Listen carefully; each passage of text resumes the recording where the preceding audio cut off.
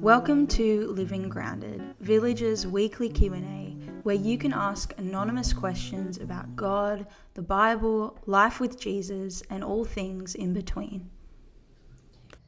Hello, welcome to Living Grounded, episode 15. I'm Ella. Hello. I'm here with Tim. Hey. We just got back from an awesome weekend away as a church family.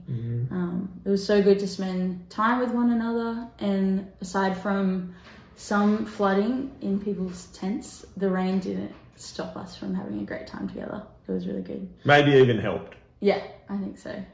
All the talks are uploaded now on the Village app. So if you weren't there and you want to catch up on those, they were awesome. You can have a listen there.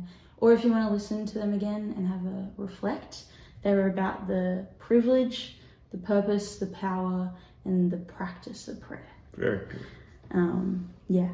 Our first question is a bit on prayer.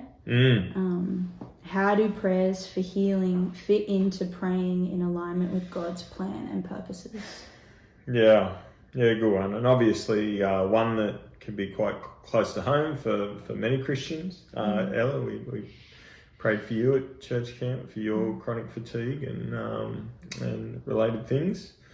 And I guess there's a really, so I'm just talking about in terms of our approach to this question, how we feel about this question so often.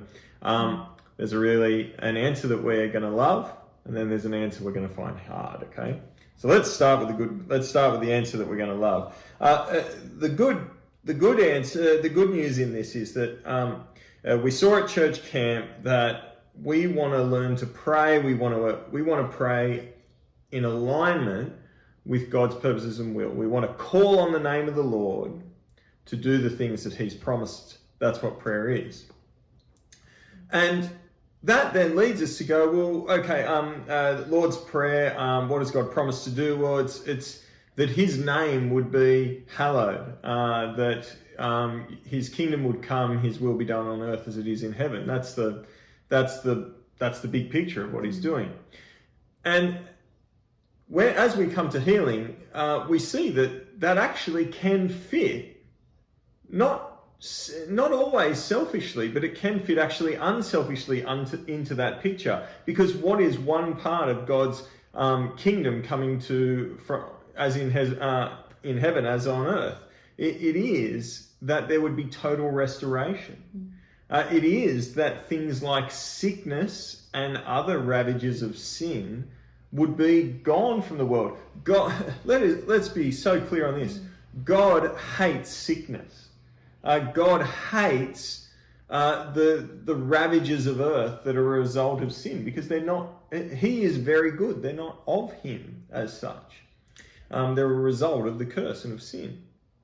Now, so that's why, for instance, you see Jesus, when He comes to earth, He heals people, and that is primarily to point people to the reality of who He is, that He is God, that He has the power of God behind Him, that He is God's anointed one, the Messiah, and so on. But I think it also has a secondary purpose, which is to point us to the nature of the kingdom of God.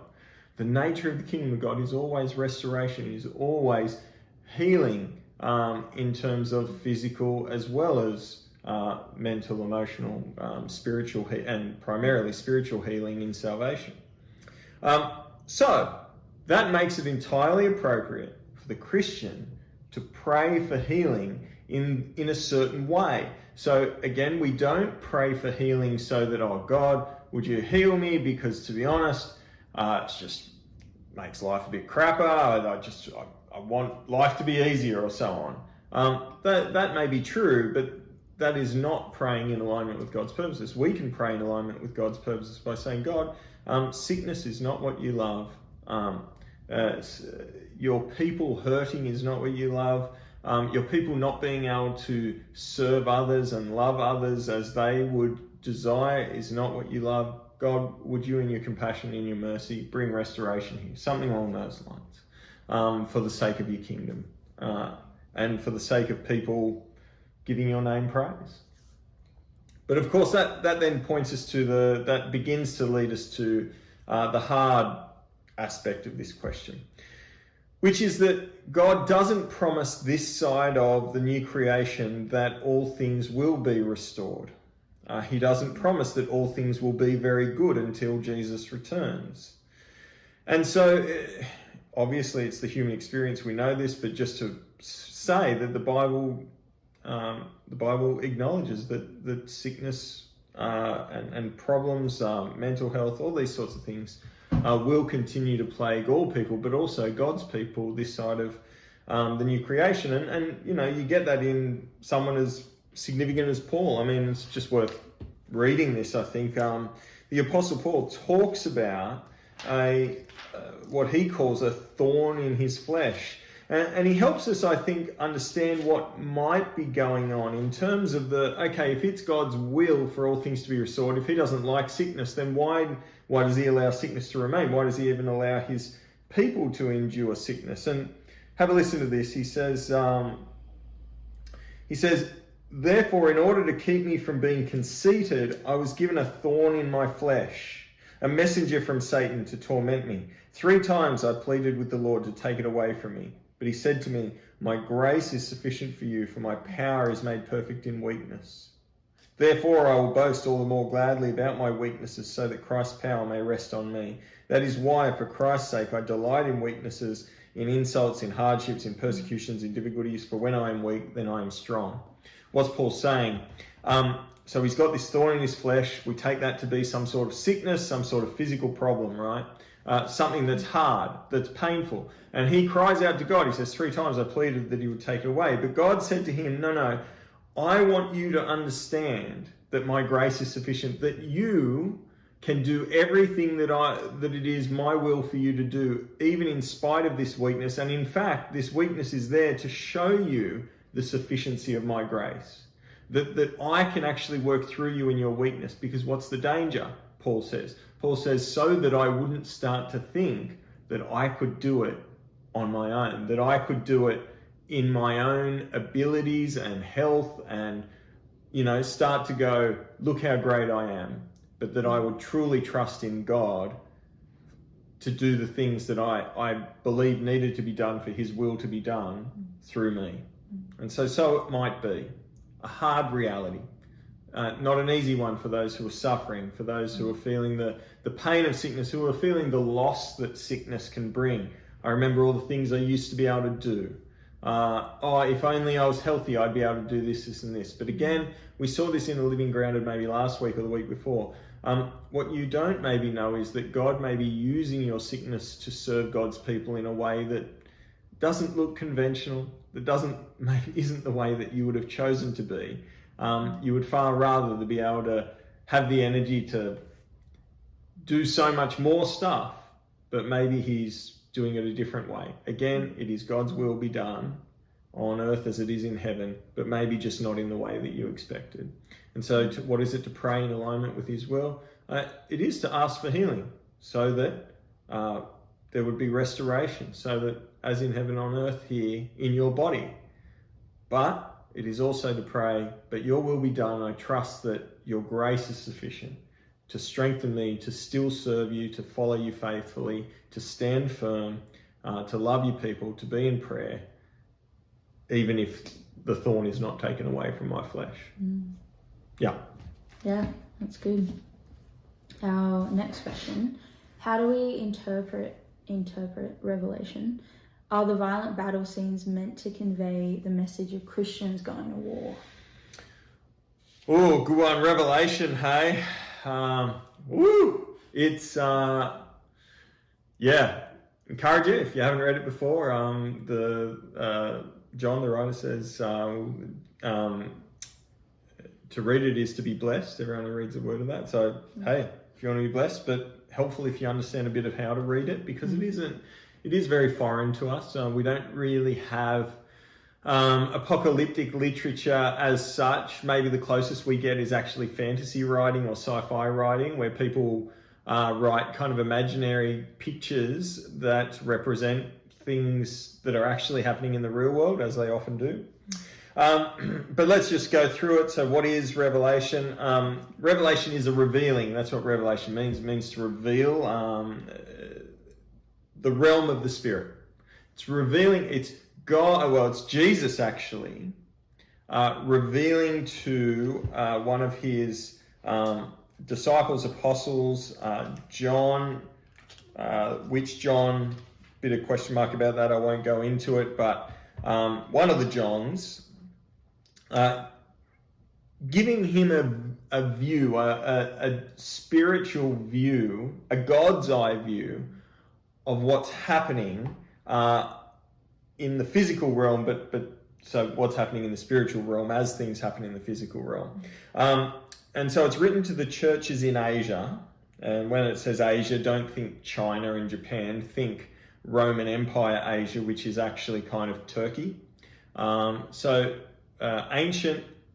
Asia. And you'll notice that it's written to the 7 churches. Now, these were churches that existed in that area, but why 7? Well, you'll see this is important. Numbers are really important in Revelation because 7 is a number of totality. So I think the sense is that it's written not just to these specific churches, but to all the church. So it is written to us, and it's written in a particular context. We're pretty sure the context seems very likely, and history backs this up, that there'd been quite significant persecution.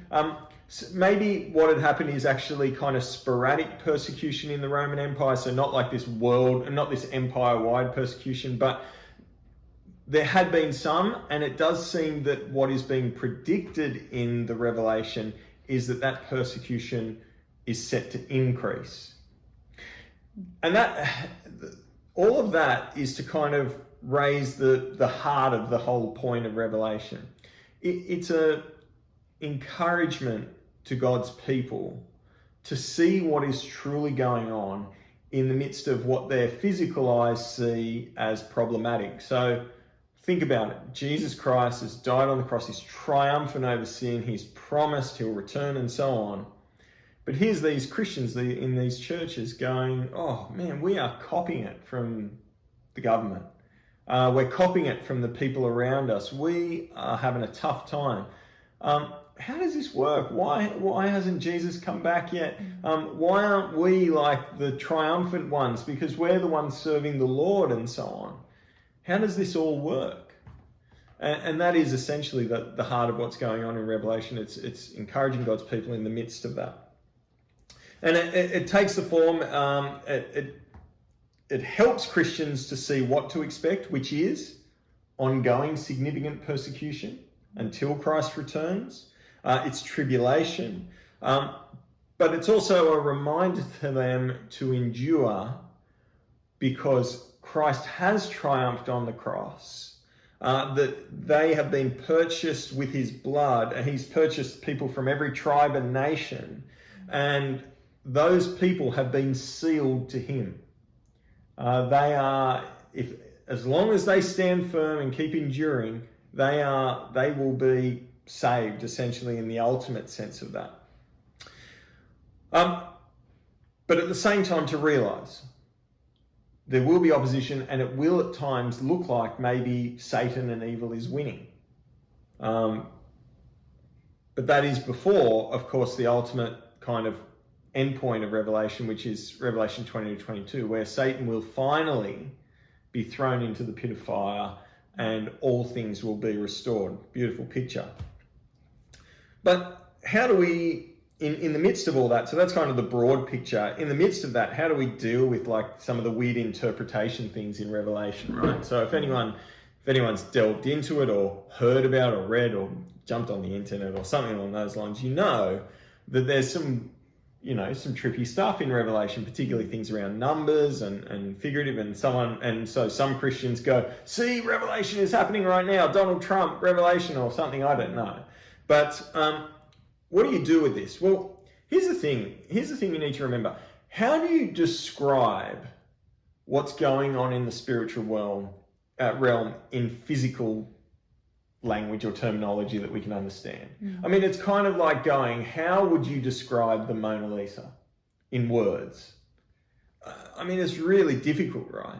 And so you end up using figure and metaphor. I mean, that's what happens, is you can't literally describe it. And because it's also, I'll get to this, but because it's not about one particular moment in time, you end up, it makes sense that you're using figurative language. And so that's helpful for understanding at least this. We need to be very careful to take parts of Revelation literally for a specific context, for a specific moment. You need to be very careful to take the numbers in Revelation literally. So, examples are the 144,000 sealed to Christ. Does that mean only 144,000 people will be saved? No, it's not. 144,000 is a denomination of the sevens, okay? It means, again, the totality of Christ's people. So when it says the 144,000, it's just a figurative way of describing a massive amount of people, of all the people who are sealed in the book of life. And that's also important for the sixes. People get hung up on the 666 and mark of the beast and so on. But it's not about people having a literal mark on them. In the same way as the 144,000 aren't going to have a literal mark on their forehead. 666 is the number of judgment and incompleteness. So whereas 7 is the number of wholeness and restoration, 6 is the number of incomplete and judgment. So what is it to have 666 on your, to be sealed and marked that way? It's to say that you are of the judgment. You are people who are going to be judged, and you are incomplete because you're not in Christ. So, look, I think for the moment, leaving it there about Revelation, it is a hard book to understand. I think once you understand some of it, it's really profitable. It's really important to see that it is figurative. It's also really important to see that it is cyclical. It's not, I don't think Revelation is talking about one specific moment. I think it's talking about a type of moment that will happen many, many times across history. So it's not talking about a single antichrist, for instance. It's talking about that it will be a cyclical, ongoing thing that God's people will have to deal with, a persecution that will often have a figure at its head, a type of antichrist. And that persecution may take different forms and so on. But that will be an ongoing thing until Christ returns. So Domitian, the Roman emperor of the time, he's not the Antichrist, he's an Antichrist. And we might be able to say that there are many other Antichrists across history, even as I'd be hesitant to label any of them for certain. But that's kind of the big picture. Now, last little bit on the question, what about the warfare, imagery and all that? Well, I think that naturally plays out. Again, it's a spiritual thing. It's talking not about Christians taking up swords and shields. It's talking about Christians engaging in spiritual warfare, seeing that this is what's happening in the spiritual world, but also seeing that God is, the New Testament says so many other things about the nature of prayer, that we actually have a weapon in this, and that is prayer. That we can pray for these spiritual forces to be diminished, to be defeated, that we can pray for God's people particularly to stand firm, to be strengthened, and to be cared for in the midst of this tribulation that is ongoing until Christ returns. And helps us understand one of the major prayers of the New Testament, which is, "Come, Lord Jesus, return," so that these cycles would be ended and, the persecution would be over. Yeah, that's really helpful. I haven't heard it explained in that way before. I think that's good to hear. Our last question is, what do we do with Ecclesiastes 2:24? A person can do nothing better than to eat and drink and find satisfaction in their own toil. This too, I see, is from the hand of God. It's good. Now, I just realised I might have one problem. The Bible, some of the Bibles that we bought don't have this like 100 pages missing. I don't know why. Thankfully, the one that I've picked up today does have Ecclesiastes. All right. Ecclesiastes, right? Same as with any book of the Bible, the context of the book matters so much for how you interpret it. Now, some you can get away with it a little bit more than others of not knowing, but Ecclesiastes is certainly one of those that if you just pick little bits out, you're most likely going to get it wrong. And Ecclesiastes is like Revelation, and we're really going for it today. It's a tricky book. It's a book of wisdom, but it is done in a very particular fashion. If you wanted another correlation, the book of Job and the book of Ecclesiastes have some of the same structure, which is that the book of Job has this huge section that you shouldn't actually take as true, but take as understanding that it's being portrayed as not good. So much of the advice to Job is actually not good advice. And you're not supposed to go, see what it says here? We should be like that. No. And Ecclesiastes is somewhat similar. Ecclesiastes is a book of wisdom, essentially about the search for the meaning of life in a fallen world. How do we find meaning in life?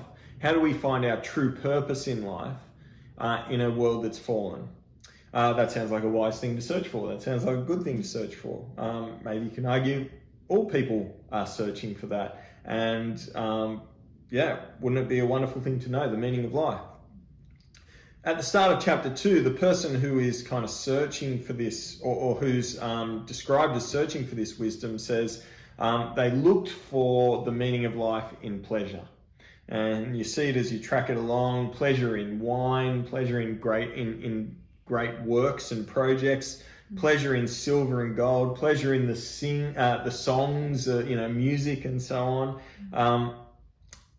Lots and lots of, pursuing all those sorts of pleasure. But if you look at chapter 2, verse 10, you say, I denied myself nothing my eyes desired, I refused my heart no pleasure. My heart took delight in all my labour, and this was the reward for all my toil. Yet when I surveyed all that my hands had done, and what I had toiled to achieve, everything was meaningless. Chasing after the wind, nothing was gained under the sun. So despite all of those, pursuing all those things and receiving them, like achieving it, meaningless. And hasn't that, I feel like that same wisdom has been explained by many people who have accumulated a lot of wealth and pleasures and so on, and yet ultimately found themselves to be pretty empty. Now, where does chapter 2, verse 24 fit in? So chapter 2, 24 says, a person can do nothing better than to eat and drink and find satisfaction in their own toil. This too I see is from the hand of God. So the person here speaking at this point is saying essentially, well, ultimate meaning to life can't be found in pursuing these pleasures. But seeing as there doesn't seem to be any ultimate meaning in these things, hey, there is some pleasure for them, so just take what you can get. That seems to be the sense of chapter 2:24. It's not that there's nothing in these things, and look, maybe that's the best God has for you, is just a little bit of pleasure in life, from eating and drinking and so on. I think that's the message of 2:24. Is that very uplifting? Not really. The most you can hope for, and it's even kind of worse than that. He goes on to say, he goes on to kind of describe all of this and go, and that's only to those kind of that are lucky enough to kind of receive some of those things. So lots of people, you just won't even get those limited pleasures in life. Take what you can get. Take what you can get. Yeah, that's a summary. Now, the reason why that doesn't feel very uplifting is because it's meant to not be. This is a section of Ecclesiastes that is written by what you might call the foil, by the person presenting a worldview that isn't necessarily true or Christian. Chapter 2, I don't think is meant to be taken by Christians as an appropriate way of thinking. Let me bring you to the spoiler alert, to the end of Ecclesiastes. Basically, another person will go, now see what that person has said, all of that kind of wisdom, that so-called wisdom. Now here is the truth. And listen to what they'll say. Here is the conclusion of the matter. So verse 13, now all has been heard from this person. Here is the conclusion of the matter. Fear God and keep his commandments, for this is the duty of all mankind. For God will bring bring every deed into judgment, including every hidden thing, whether it is good or evil. So hear that well. Fear God, keep his commands. This is the duty of all mankind. What is the meaning of life? What is the duty of all mankind? It's to fear God and keep his commandments. There is a meaning to life. Unlike the writer, the person who writes the majority of Ecclesiastes, the foil, who goes, everything's meaningless. No, that's not true. There is a meaning to life. It's to fear God, keep his commands. And actually to pursue a different, any other purpose in life ultimately leads to judgment and destruction, which of course we know through the New Testament. So the pursuing of pleasure and in the things that money can buy, in projects, in work, in music, whatever it might be, to make that the center actually is to, God's going to bring every deed into judgment, even hidden things, whether they seemed good or evil. And so that isn't the path. But I think it's implicit that the sense is, okay, if those things bring judgment, to live out your purpose, the meaning of your life rightly, is true wisdom, is true fulfillment, is true flourishing in human life. And so we could expect that to bring joy, because that's at the heart of wisdom. That is to find the thing that the first writer was kind of looking for. They were looking for meaning in life, but not just like I found the meaning to my life. The thing that would give them the sense that this is good, I am living the way I should, and this feels right, and all the blessing that comes from that. Now, having said all that, coming back to chapter 2, verse 24, just find whatever pleasure you can in these things. I think there is still something that we can say in it. There is a truth there that there can be some pleasure found in eating, drinking, and working. But that to make them the center, the meaning of your life, to put them at the center, you will ultimately be found to have led a meaningless life, and there will be no joy there. But when we fear God and keep his commands and have them at the center, then we can enjoy these things in the way that they were often intended, which is as limited kind of little pleasures of life that point to the ultimate pleasure that is going to happen eventually. So I think there's something we can still take there. Yeah. Yeah. Great. Does that make sense? Yeah. Cool. Well, thanks for listening. Thanks for sending in a question if you sent one in. Do you have anything coming up this week?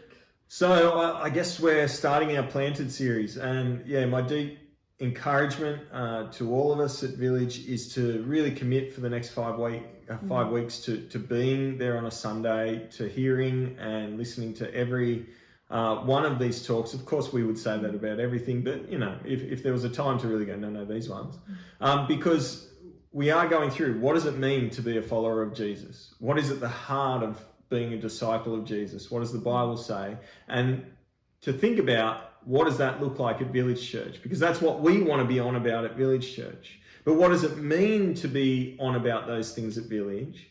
What does it mean for us to make them primary as we try and live out his purposes as a church? And so this is kind of the thing that we're going to do for people to become members of Village. This is what they're going to listen to in the future and so on. So encourage you. Be there. Yeah, awesome. We'll have a great week. We'll see you Sunday. See you Sunday. Ciao.